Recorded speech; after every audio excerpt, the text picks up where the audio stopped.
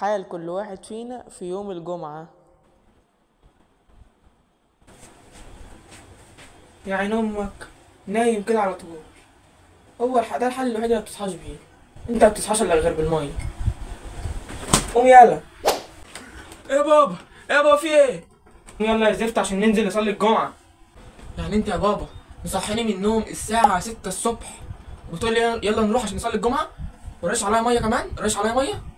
جمعة ايه؟ جمعة ايه الساعة 6 الصبح دي يا بابا؟ ما انت لسه يا اخويا هتجيب فطار وهتجيب عيش وبعد كده بقى نروح نصلي. ايوه قول كده بقى يا بابا، قول كده انا لسه هجيب عيش وهجيب فطار. ايوه قوم يلا عشان ما نتأخرش.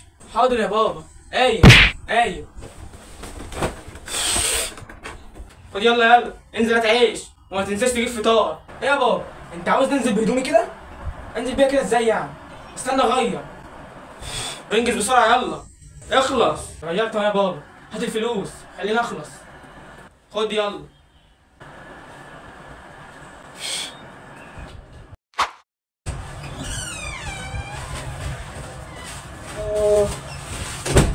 ايه كل ده؟ عيش وفطار. خد يا ولد حاجاتها ايه؟ ايه يا زفت؟ بقالك ساعة بتجيب فطار. ده بدل ما تشكرني تقول لي بقالك ساعة؟ بس بقى ترغيش كتير. خش دخلهم جوه لامك يلا عشان تعمل الفطار بسرعة عشان نلحق الصلاة. حاضر يا بابا. لما ابوك يلاقيك قاعد فاضي.